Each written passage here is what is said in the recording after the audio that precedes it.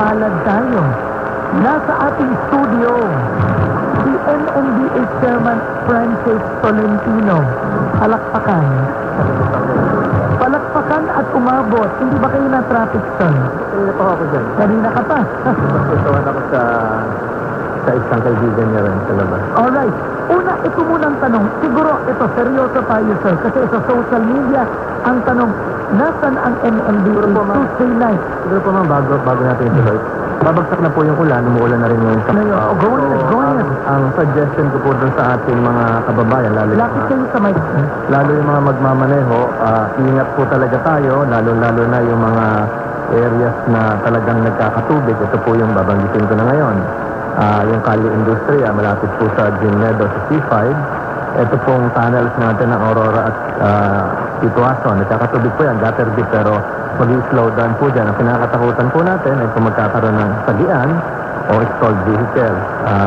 Inaasahan din po natin na yung areas malapit sa Buendia, Osmeña, Skyway. Sirinian po yan, lalo na may ginagawa po ngayon. Yun yung magiging cost ng traffic pag doon ang bagsak na malakas ng ulan. Yung domestic road, yung malapit po sa Park and Fly, at ito po Magallanes Tunnel. Ito Magallanes Tunnel, historical na po ito kasi may backflow po ito ng galing Maritaban. Ito rin po yung naging cause ng baha noong Martes na tinatanong nyo kanina. So, ingat po tayo doon at pag matagal po yan, ito pong Arpapa, sigurado po may baha ito kung tatagal po yung ulan dahil ginagawa pa ho ng DPWH yung Blooming Street Interceptor. Bukod po dyan, ang isa pong nakikita kong danger area natin kung tatagal po itong ulan. Ang sabi po ay 2 hours. Ito pong Commonwealth Regalado Intersection at yung Merville West Service Road na naging cause ng traffic noon. Pero ang ginawa po natin kanina, nagpa-deploy na tayo na mas maaga ng ilang teams na nandun sa labas para tutukan at nagpalabas din po ako ng ngayon lang pupunta rito ng military truck para magkaroon ng libreng sakay from Ayala to EDSA para yung mga kababayan natin. Opo. So, ngayon, actually, this is bagong balita po ito. Opo, may military trucks kami na mag-libreng sakay. Just in case, kasi... Pero itinalabas nila. Opo, kasi noong Martes, nakita po natin, ang dami natin talagang kababayan na naglalakad. Yun yung tanong niya sa akin. Hindi pa ako nakakabati ng magandang hapon sa nakikinig. At nakita ko po yung agawan sa bus at naulanan. So, maaga pa lang ngayon, pinalabas ko po yung mga truck para kung sakali, kahit yung mga kababayan natin, lalong-lalo na yung mga nag-opisina ng babae, hirap na hirap po yun eh. So, pagsagaan na po inyo yung military truck kung sakaling lalakas po itong ulan na ito at magdudulot na ng baha. Subalit yung military truck, talagang makakalusong po yun sa baha nang hindi titirik. So, sana po, niyawan Diyos, hindi talagang malakas itong ulan kagaya ng Martes. Okay. Alright. Balikan natin panandalian itong Martes. Ang sinasabi ng ilan, nasa noon si Chairman Tolentino, missing in action si Chairman noong Martes. Hindi po. Paliwanag niyo, sir, nasan kayo noon? Noong Martes, noong pumatak na po yung ulan, nanggaling po ako sa Commonwealth. Proceeding po ako ng EDSA southbound. Ako po yung nagbibigay ng instructions na saan rin na yung pump sa Situason, sa Aurora Tunnel, na ginagamit naman at hindi tumaas ng above gutter deep po yun. Subalit yung may Santolan, dahil may ginagawa ho dun sa Santolan, papuntang Krame, sa may Boni Serrano, kahit pasyalan nyo, nagkatubig po tayo doon. Nag-cause po yun ng traffic northbound, galing pa ho ng Ortigas, marami na nag-text sa akin. So, tinakbo ko ho ng maayos yung from Commonwealth to Ortigas. Pagdating po ng lampas ng Ortigas, ito na ho yung bumagal. So, na-stuck po ako ng Guadalupe Bridge for 2 hours, or 2.5 hours. Pumapalo na po yan ng alas 10, alas 11, walang galawan. Dito ko na po nakikita yung ilang kababayan natin naglalakad. Although, pabugso-bugso na lang po yung ulan, hanggang makarating ng Ayala Tunnel, marami na hong stalled vehicles doon. So, yun na po yung dahilan din, kaya mabagal na rin yung takbo. Ang naging problema na rin, may tubig na rin po sa ibabaw ng Skyway, yung ilang flyovers natin. So, umabot po yan hanggang Magallanes. Nakarating ako ng yung gasolinahan sa Magallanes, pasado alas 12 na po yun, umaga na po yun. Naghanap na lang ako ng restaurant doon. Nakala ko bukas yung isang restaurant. So, yun po. Kasama rin po ako doon sa mga naghihirap na hirap noong gabi yun. So, nasagot ko po siguro yung tanong. Nung umaga naman, Chairman, pero before that, kayo mismo, nung kayo'y tumatawid ng Guadalupe EDSA, sinabi niyo sa akin kanina, inaamin niyo na napansin niyo walang MMDA trafficking sa EDSA noon. Doon po sa Magallanes, sa Guadalupe, Bakit po, southbound. sir? Tanong ito ng maraming motorista. Nasaan ang MMDA at HPG? To be fair, hindi lang Aba. MMDA. Kasi kahit si Senator Loren Legarda nasa dyaryo ngayon. Sa Inquirer, tanong ni Senator Loren, asan ang HPG at MMDA? Second day lamang yon. Opo. Ang alam niyo po, tao rin naman po yan eh. Ang civil service rules require na 8 hours lang yung work period mo eh. Yung second shift namin, 2 p.m. nagsisimula. Okay. Yung kanina, 3, 4, 5, 6, 7, 8, 9, 10. 10 o'clock, wala na po sila. Ibig niyo sabihin, May third sir, talagang pero ang third shift ba nakapasok? May pumasok pong third shift, pero mas manipis na po yung third shift natin. So, ang mas priority po natin noon, ng mga oras na yun, ay maibsan yung tubig. Oo. Maibsan yung tubig. So, ito na po yung mga flood control crew. Ito na po yung mga mobile pumps. Yung mga ni-report po sa akin kung saan na-deploy po yon, iba't ibang areas. So, ito na po yung nabanggit ko kanina. Yeah. Yung mga areas ng Kalye Industria. Ito yung Sio Tunnel. Yung baba po ng Skyway Buendia. And a lot of other areas na talagang pinupuntahan nila. So, may report po sa akin yan. At talagay ko naman po ito po yan. Pasay, meron po sila sa West Service Road, sa EDSA Magallanes Tunnel. Although yung Osmeña Skyway talagang bumigat na po roon. Yeah.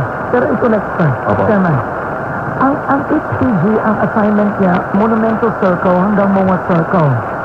Ang tanong ko, ang height... That's the entire length of EDSA. Exact. Yung height po nang nagkabuhol-buhol ang traffic na matindi was Buendia, Osmeña. Sino ang in charge doon? Buendia, Osmeña, yung loob. Katulong na po natin doon ang LGU. Subalit, Pero may MMDA doon? meron po tayo doon sa Osmeña. Okay. Pero yung looban po ng Makati, MAPSA po yan eh. So, paano yung pag ganun? Walang pulis, walang nakita. Meron naman po. Meron naman po siguro. Sir, yung mga kotse nagkakumpul-kumpul, who should have been in charge? Ang first priority po talaga doon ay maalis yung tubig. Okay. So, yun po yung ginawa. So, kailangan mag-subside muna. No amount of traffic enforcement can untangle that mess habang may tubig kasi walang gagalaw eh. For instance, yung paahon ng Skyway Buendia, lubog po yun eh. So, hindi talaga makakadaan. So, ang priority, ito na nga yung ginagawa natin ngayon, pinaunahan na natin ng crew, dapat passable. If it is not passable, talaga nakatigil po yon. So, yun po yung nangyari noong Martes. So, kung medyo na-delay po siguro yung ilang tao namin, hindi kaagad nakarating kasi ang flash flood po, pat eh. Hindi ko akalain, meron din sa Commonwealth. I take full responsibility for that. Kung hindi nakarating, kasi bago naman makarating yung crew, dadaanan mo rin yung traffic. Hindi ka naman lilipad. So, ganun po yung nangyari noon. So, nung naibsan, naranasan ko rin nga yung traffic na yon, medyo matagal kasi nakadulot na ng traffic yung baha. Okay, let's face it, Chairman. Nung nagsisimula kayo bilang MMDA chair, paborito kayo ng lahat. Sinasabi ang sipag ni Chairman. Kasi araw at gabi, hindi, tuloy-tuloy yung tanong. Araw at gabi, eto siya, di ba? Yung traffic, sinusolusyonan, nag-passing ferry. Pero nitong mga nakaraang araw na ang tindi na ng traffic, puros batikos na ang inabot. Tama po yan. Sinasabi. Tama po yan. Di ba sinasabi ay palpak si Chairman Tolentino? Anong sagot niyo sa ganun, sir? Ang nakakalimutan na po ng ilan natin siguro mga kababayan, yung status po natin noong 2010 at ngayon magkaiba na. Noong 2010, ang sinusolusyonan lang po natin ay 1.7 million na traffic na vehicle sa Metro Manila. Ngayon po 2015, ay 2.5 million na ho tayo. Ibig niyo sabihin, 1 milyon ang dinagdag mo sa Halos. May datos po ako na magpapatunay na yung annual average daily traffic count sa EDSA noong 2010 po ay 322,936 ang dumadaan sa sasakyan. Overcapacity na po noong 2010. Ngayon po ay 360,417 daily. Daily po yun. So almost 400,000 cars a Opo. day. So, masasabi natin, madali-dali pa noong 2010, pero mas madali. Traffic na noon. Traffic na noon. Traffic boost ang problema noon. Nirereklamo na noon. Opo, pero maluwag po tayo ng sa Osmeña. Oo. Wala akong ginagawa pang Skyway 3. Oo. Na hanggang Araneta Avenue na ho ngayon. Wala na hong madaanan din sa Osmeña. Galing din ako ngayon. Maluwag po tayo noon sa Andrew, sa Naiya. Wala pa hong ginagawang Naiya Elevated Expressway. At maluwag pa ho tayo. Wala pa hong Dario Bridge na ginagawa ngayon sa EDSA. May ginagawa hong Dario Bridge, nakalimutan. Sa Congressional, may tulay din. Pero lahat po ng gawain ito ay kailangan din para masolusyonan din yung trapiko dahil additional road system po ito. So, ulitin ko po, ang increase po natin sa sasakyan sa annual average daily traffic or AADT sa Metro Manila from 2010 to 2014 is 12.5%. Napakalaki po noon. Yung kalye po natin, nabawasan pa kasi may construction po tayo. May mga drainage construction din ng ang DPWH na kailangan din namang gawin para maiwasan po ang baha. So, dahil po sa increase ng ganon, lumalabas po per traffic constable ng MMDA. Assign po siya sa 1,096 vehicles. Ang isang MMDA traffic enforcer, ang assignment niya ay 1,096 vehicles. Okay. A day. Isa lang po doon ay masiraan o mag-stall o magbanggaan yung dalawa, laking problema na po yun. So, yung ratio po ay talagang napakataas. At ang sinasabi ko po lagi, sinabi ko na po ito dati sa inyo, ang listahan po ng registered vehicle sa buong Pilipinas ay 8 million. 8 million point something. Ang registered po sa Metro Manila ay 2.5 million. That is almost 30%. Napakalaki pong bahagi yun. Kung meron tayong kalye sa buong Pilipinas na 199,950 total road network sa buong Pilipinas, sa Metro Manila, 5,035 lang. Paano mo pagkakasahin yung 2.5 million and still growing? May datos na naman po yung increase ng August, mas malaki sa August last year. So palaki po ng palaki. Kaya yun po yung sinasabi yung worsening. Padami ng padaming sasakyan, hindi naman umaabot yung ating infrastruktura na huli. Ngayon, Chairman, nung utusan ni Pangulong Aquino or i-anunso na ang Highway Patrol Group na ang magmamando o in charge ng traffic sa EDSA, ito ba sa palagay nyo ay senyales na nawalan na ng tiwala sa MMDA ang ating gobyerno?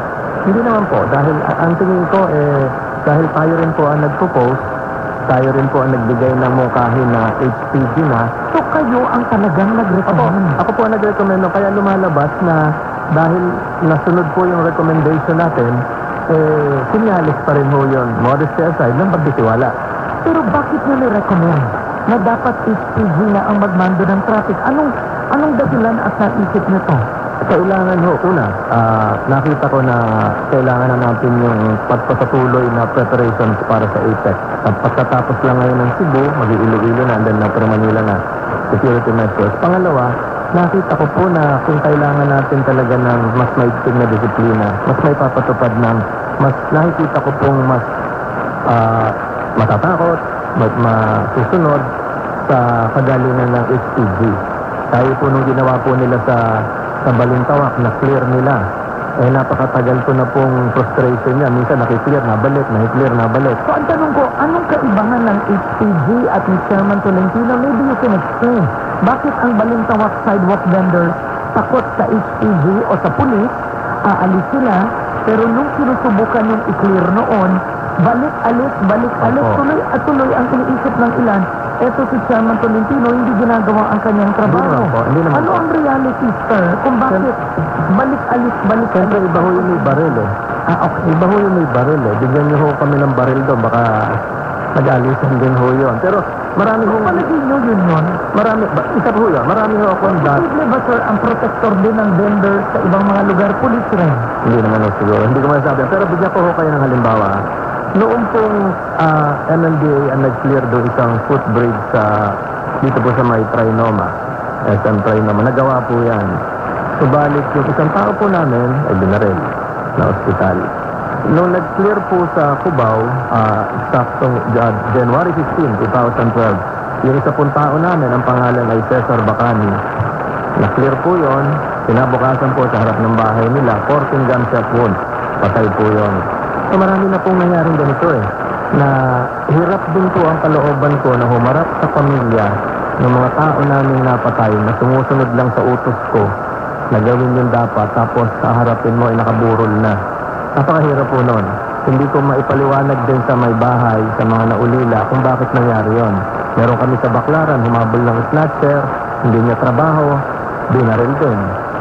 Isa pa sa, noon nandito pa si Alex Santos, siya pa yung nag-cover sa akin ng dalhin sa San Juan de Dios Hospital. Hirap na po ako sa ganon. Meron pong, nung last year, yung si Mr. Sani Acosta na nagtatraffic sa Cubao, yung hinila siya, sinagasaan pa, patay din. So, ang dami naman ganon. So, it's soon to a point. Walang ang sinasabi nyo, walang takot sa MMDA traffic enforcer na Hindi po siguro sa batas, pero hindi po yan eh. Yung sa akin bilang head of agency, para sa akin, hindi ko kaya ibalik yung buhay eh. Kahit sa mga taong sumusunod. So hindi po dapat sisihin doon ng MMDA na hindi na ipatupad. Wala na pong tataas pa ng antas na pagpapatupad yung nagbubuhos ng sariling buhay. Sa maliit na sweldo, 450 pesos a day, nabaril ka. So, nung tumagal-tagal yan, sabi ko, siguro HPG gamitin na natin. Kasi nakatulong ko ang HPG sa maraming okasyon na. Noong Chief of Operations pa si General Rick Marquez, ako po yung head ng Centenario sa Iglesia, HPG rin po ang ginamit ko doon sa NLEX. Nakatulong po yun. Nung PayPal visit, tinatag po natin yung Task Force Phantom, MMDA, HPG para sa proteksyon at security ni Pope Francis from Metro Manila to Tacloban. HPG rin na nakatulong. Kaya subok na po ang HPG. Kaya sabi ko, gamitin na ho natin. It's about time that we utilize the Highway Patrol Group. At marami pong karanasan ng Highway Patrol Group at MMDA na magkasama. Meron po kaming riding school na nagtuturo mga MMDA riders, trainers, na tinuturoan din ng HPG magmotor. Kahit anong po sila, sa amin po graduate. Meron po yung courses na tinuro namin nung last weekend bago sila ma-deploy. Graduate po sila doon. Binigyan po namin sila ng citation ticket. So, pandan po talaga kami ng HPG. So, ang interesting dito talaga ay actually kapag pinakikinggan kita, hindi nyo tinuturing na kompetensya. Diba? Ang PNP o ang Highway Patrol Group para mawalan ng kinang ang MMDA. Walang ganon. Hindi po. Kailangan po talaga niyan kung may panahon na hindi kayang ipatupad ng isang grupo, maghanap po tayo ng isang grupo na pwedeng magpatupad. At nakita ko rito, HPG. Sa kalye po, sa EDSA, kapag may katandem na HPG at MMDA, sino po sa kanila ang boss? Sa kalye? HPG. Yun po ang instructions ko. Really? Yes, HPG. Ang ginawa ko po nung Lunes, nag-turnover na hindi ko lang inabot yung send-off ceremony sa Camp Trame, nahuli siguro ako ng 10 minutes. At lamang sa akin si General Rick Marquez din siya nakatira eh. Kaya mas mauna siyang makarating din sa grandstand. Ang instructions ko, yung 6 identified choke points na ako rin ang nag-identify, modesty aside, exclusive HPG. Yung natitirang 180, hindi po 500, 180 MMDA personnel na nasa ibang intersections should be under the operational control of HPG. So, meaning to say, the unity of command, the unity of mission under HPG. Isa lang gobyerno po yan. Kaya, pina-issuehan ko yung HPG ng mga radio equipment para isa lang ang frequency, makakatawag sa Metro Base kung kailangan ng ambulansya, may aksidente, tow truck, etc. Isa lang po yung gawain doon. Okay. So, bakit po kapag may nasirang sasakyan, well, of course, wala pang isang linggo, to be fair naman sa HPG at MMDA working together, ano po ang solusyon para mas mabilis rumisponde? Ang solusyon po dyan, minumungkahi ko 3 years ago pa. Magkaroon po ng pagbabago sa policies ng Insurance Commission without amending the Insurance Code of the Philippines na hindi na ho kailangan ng detailed check report na manggagaling po sa traffic officer. I agree. Kailangan po dyan ay kunan na lang ng picture, magpirmahan yung dalawa at pumunta na po sa talyer kung ito man ay CPL or comprehensive insurance. I agree. Subalit dito po sa atin, pag na-aksidente, lalabas sa kotse, may UC, lalo magtatagal po yan. Inaabot po tayo ng 45 minutes. Ihintayin pa yung pulis. Opo. Ang exemption lamang po dapat ay pag merong nasaktan o minamatay dahil kailangan po natin ng soko. Ito po yung nangyayari. Gaya po kanina, wala naman namatay pag may mga multiple accidents. So, ang nangyayari po niya, naghihintayan talaga. But, ang suggestion ko is that the Insurance Commission should come out with a policy requiring insurance companies to accept traffic reports, even those emanating from MMDA personnel. Kasi Now, Chairman, maghihintay pa tayo ng pulis na gumawa ng report. ang palagay niyo ba, Chairman, epektibo pa rin kayo sa inyong posisyon, lalo't ang pananaw ng marami ay tatakbo kayo bilang senador sa 2016. Kumbaga, ang sinasabi ng ilan, nangangampanya na yan si Tolentino, kaya na yan hindi magilat, hindi tulad noon. Talagang present na present. Present po ako, ma'am. Ngayon, pero Kanina umaga, present din ako. anong pananaw? Pareho pa rin po kung yun po yung pananaw ng iba, pareho pa rin ho eh. Yung nakikita ko pa nga ho, dapat mas lalong mabalidate na tama yung ginagawa. Pero nangangampanya na kayo. Hindi po. Ay, di ba? Lalong mabalidate. Kasi kung magkakamali yung ibang tao namin, apektado rin po ako. Kung magkamali po itong ilang kaibigan natin sa HPG, wag naman, apektado rin po ako. Pero nagpapasalamat po ako sa kanila dahil minsan may lumapit sa akin na nung nag-traffic ako, yung sinabi sa akin personal, ayoko nang sabihin dito siguro sa ere. Okay. Pero ito, for example, ito sir, sagutin nyo. Si Muntinlupa City Congressman Rodolfo Biagan, binatikot niya po kayo unang-una. Bakit daw kayo nagbigay ng traffic light worth 20 million tama. pesos sa Legazpi City, Albay? Tama po yan. Bakit niyo po ginawa yun? Mas magandang nabuksan nyo yan. Gusto ko rin sabihin. Unang-una, wala pong basis yung 20 million. Pero Hindi ko ho alam kung saan nanggaling yung amount na yon. Ganito po yan. Ever since the time of the previous, my predecessor, nagbibigay na po ng mga spare, mga junk. Sinong predecessor? Bayani. Bayani Fernando. So, may mga areas na yun. So, merong request ang Legazpi na kung maaari yung isang intersection nila ibigyan. Ang binigay po namin ay junk. End of life materials. Ibig sabihin, pangit naman pong pakinggan, baka magalit sa akin yung ibang mga kababayan natin sa Bicol. Nakatapo na po yun, pininturahan lang, ginastusan po ng Albay, ng Legazpi, nilagyan ng valve sila, ang bumili ng kuryente. Ang ginawa, pinayos nila, kami lang po ang nagtayo. Kung kami nagtayo, kasi kami yung nagta-traffic count. So, ang nagastos po namin doon, 39,900 pesos. Sa lahat? Sa lahat po. Yung paghapot po sa... Ay, hindi, teka lang, ang lagi naman ng 20 million. Hindi ko alam kung saan galing yun. Naldyaryo pa ng isang araw. Sabi ko, dapat si Mayor Rosal magsalita na rin. Ngayon lang ho ako napagbigyan ng pagkakataong magsalita tungkol sa valuation nito. We have records to show na ang nagastos namin, 39,900, yung hauling, pagdadala ng poste sa Legazpi, truck pa ho ng Legazpi ang nagakot. Yung pagpapakain doon sa tao namin, kasi kailangan ng traffic engineer, sila ho yung sumagot. So, hindi ko ho alam kung saan ang galing yan. But in fairness to Congressman Biason, we will be submitting the appropriate time, yung date ho ata, the complete report na ito po ay end-of-life costs which are allowed under existing COA regulations to be disposed as junk, to be given as donation, etc., etc. These are salvageable materials, ang tawag po doon. Kaysa naman po mag-end up sa junk shop, ay mas maganda na po nakatayo na ho doon. Yung lantern po, ang naggumastos din is the city of Legazpi. What we provided is the actual traffic, vehicular traffic count doon sa corner ng Imperial Street, nakalimutan ko yung... Pero, we have documents to show. Yes. Oo, ako I believe you. Kasi ang pananaw ko naman, sa totoo lang, hindi mo naman i-invento yun ang 39,000 na amount. No? Yun po yung ginastos sa pamasahe ng tao namin. Okay. Pero ang tanong dito is kasama yung gasolina. Hindi nyo ba palagay, Chairman, na kaya po nakukulayan ang mga aksyon nyo? Tapos yan, yung nabahira na 20 million ang traffic light. Very unfair po yan. Yun nga, dahil po ang pananaw ng mga kongresista or ng ilang kongresistang ito ay dahil tatakbo nga kayo.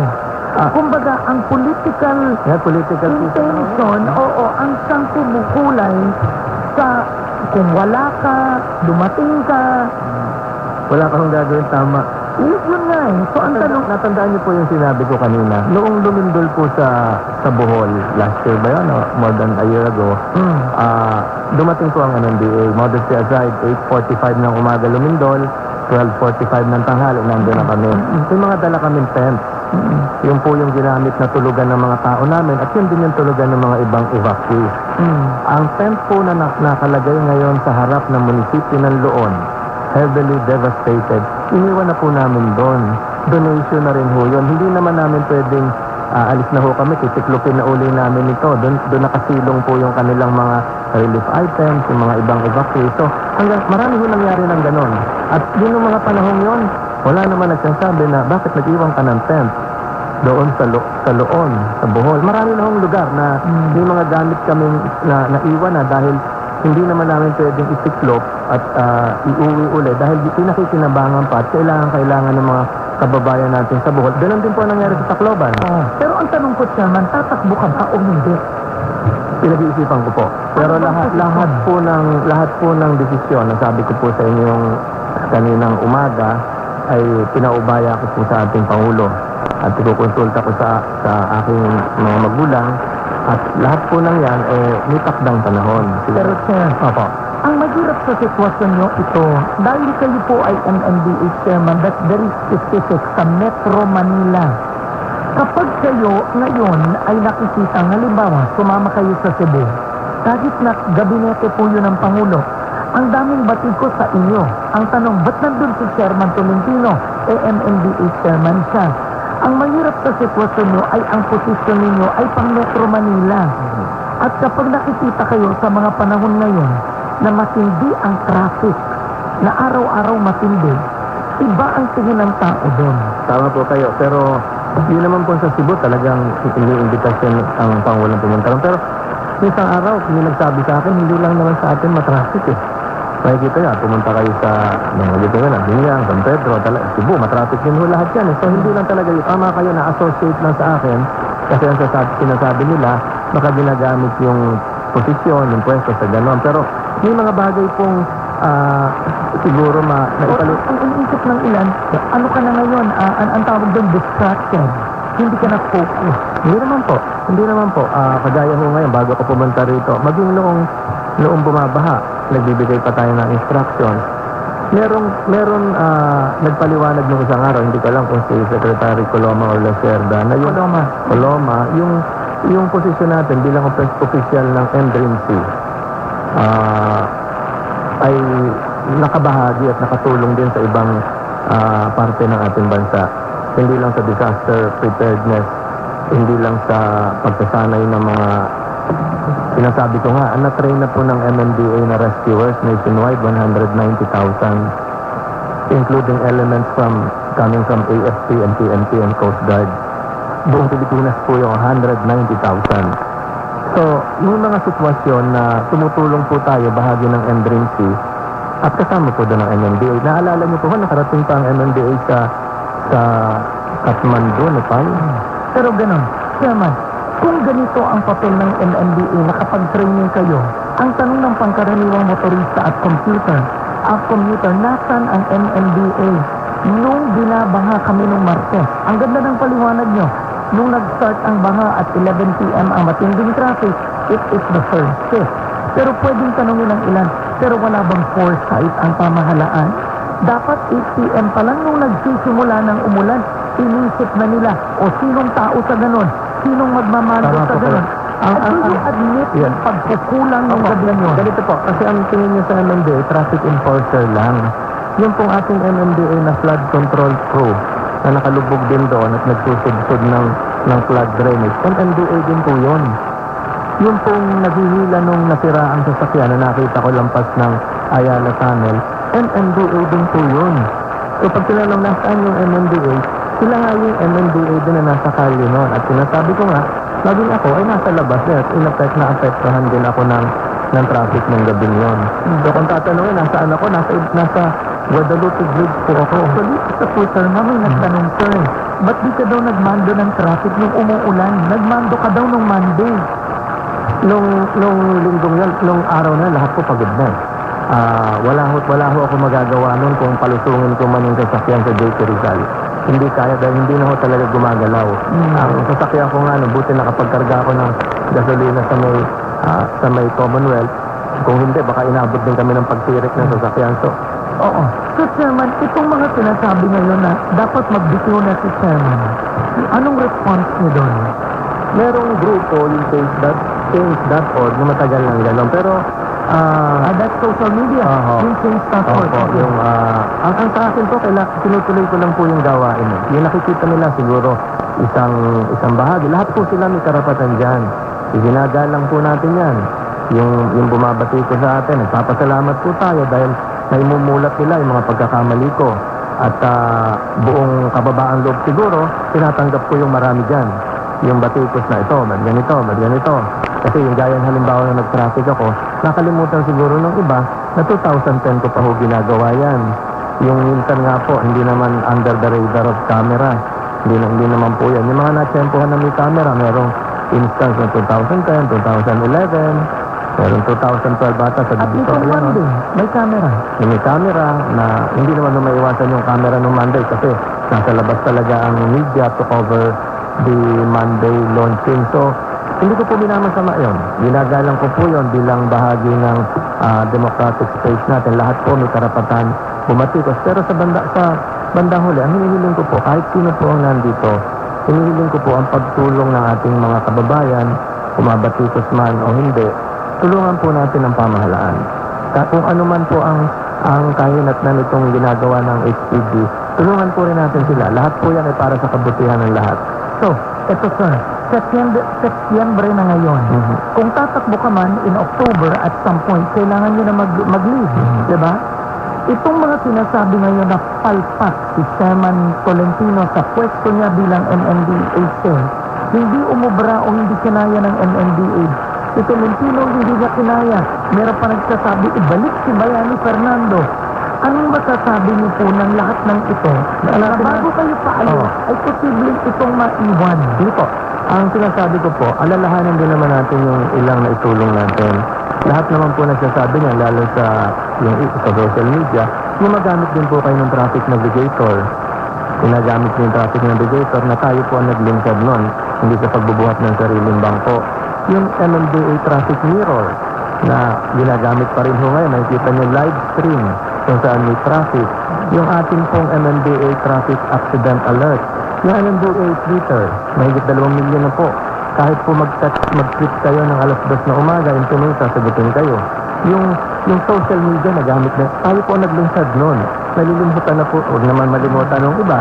Yung Pasig River Ferry System na nakatulong po sa mga estudyante ng Mapua, CUP, pupunta sa Divisoria, ginagamit pa rin po yun. Nabawasan po natin yung namamatay sa Commonwealth dahil tayo po yung nag-impose ng speed limit sa Commonwealth. Sa Makapagal Avenue, for the last several decades, wala naman pong speed limit sa Commonwealth Avenue. Nakakalimutan po yun. Marami po sigurong Nalimit ng ulo sa traffic na yun lang ang nakikita. yung kabawasan po sa danger ng tuwing aapaw po ang Marikina River.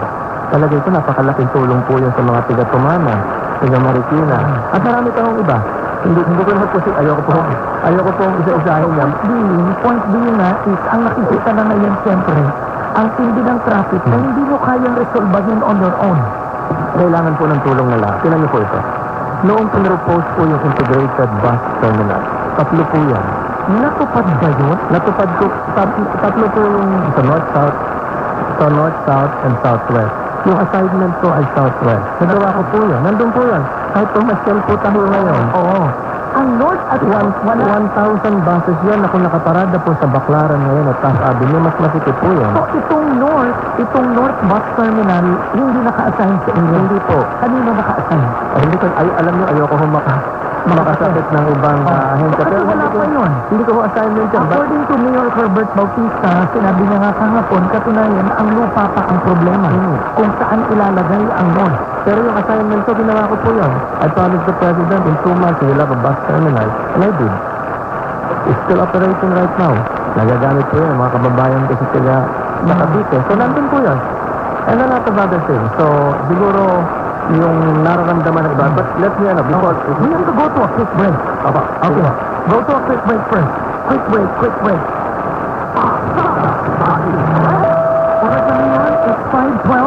afternoon.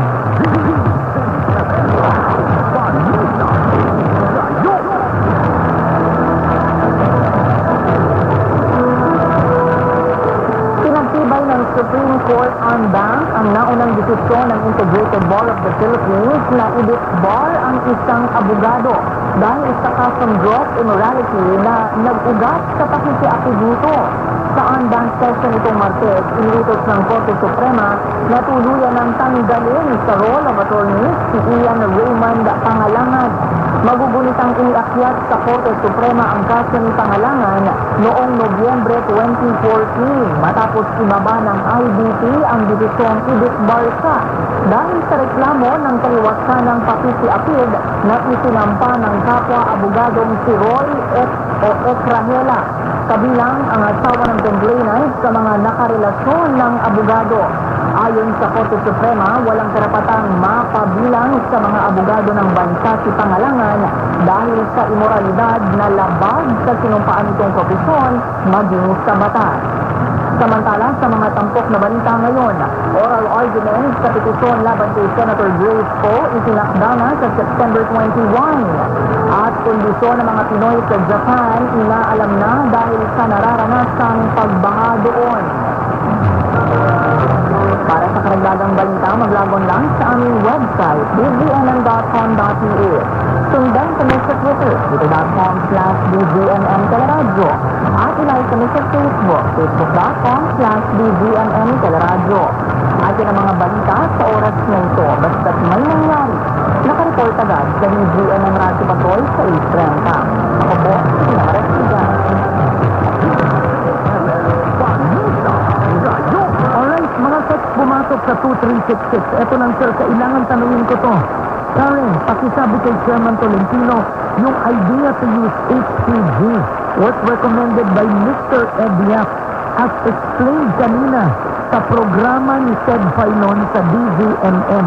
May nagsabi pa nga daw, sinungaling kayo. Ayon daw sa programa kanina ni Ted Filon, ang lumalabas na nag-recommend to use HPG is Mr. Ediak. Sagot, sir. Hindi ko po kilala si Mr. Ediak. Ano ba ito? It could be a business. Siguro taga-business group. Pero yung pagkatapos ng oath-taking ni General Rick Marquez, pinag-usapan na po namin yan. Ang makakavalidate ko na si C20. So, is it on the record sa gobyerno na kayo ang nag-recommend to use HPG? Yes. Kunyari, pag tinanong si General Marquez, talagang sasabihin niya, hindi, sinabi na ito ni Chairman noong, kahit ang Pangulong Aquino, alam niya na kayo. Meron po kasing cabinet cluster na nag-discuss nito. Ang bago nagpirmahan, sinabi ko na ibigay pa operational control sa HPG. At nakapirma ho lahat kami doon. So may pruweba kang gano'n. May dokumento ho yun. Okay, ito lang ho dala. Alright, now another question before we go to a quick break. He may be right. He might be expressing it in another forum, pero dun sa official table kung saan dinalang kasi ito, kasama po ako doon. Okay. Alright, ito pa sir. Itong mga text no, sa listeners natin, sabi nila, kaya po hindi sinusunod ang MMDA traffic enforcer. Paano po, Chairman? Nangungutong po ang mga tauhan nyo. Sabi ni Apintan of QC. Meron po ganyan. Marami na po tayo natanggal at marami na po tayo na disiplina. Pero marami na rin po tayo na parangalan. Ulitin ko po, meron tayong dalawang MMDA employee. Pakatapos po nung bagyong Yolanda, dinala po namin doon para tumulong at maglinis. Inuuwi namin po yan dito, half paralyzed na stroke, naging paralitiko doon sa Tacloban. Nung inuwi po namin, paralitiko na at ni-retire ko na lang. Meron po mga ganun tao. Okay. Alright, magbabalik po tayo, sir, ha? Teka lang po, sir. Gusto ko? Todo pa yan. Sa ABS, ABS,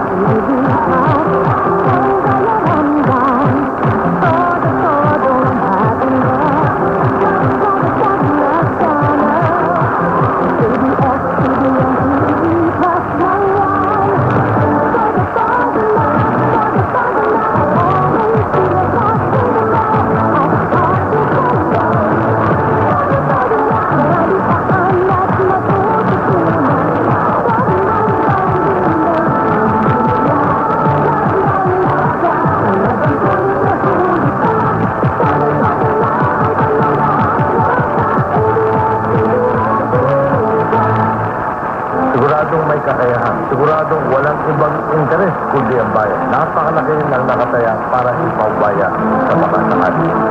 Bakit tayo magpapaako sa mga kung meron namang sigurado? Ang taong ito, walang iba kundi si Maromas.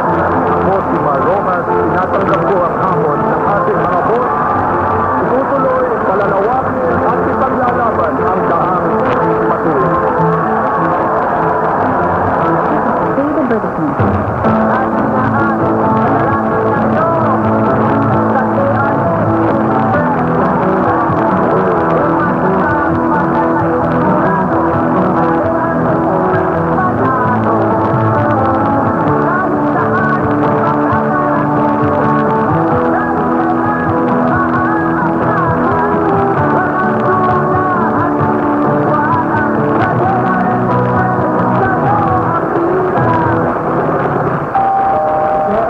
Delivery po. JRS Express. 55 years of courier service. Hatid tiwala kahit saan makakarating kahit kailan maaasahan. Late ka na naman today. Late ka rin kahapon.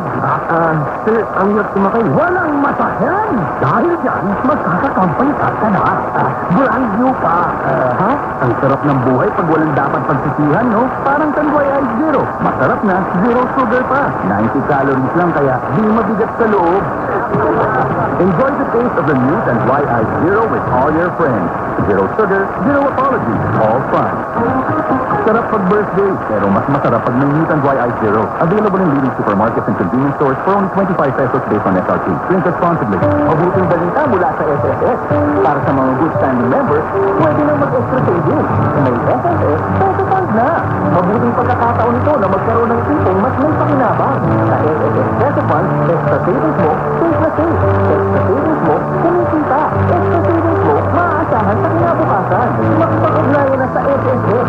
Alamin ang SSS peso funds. Samantalahin ang mabuting pagkakataon, mag-extra savings. Mag-SSS peso funds na.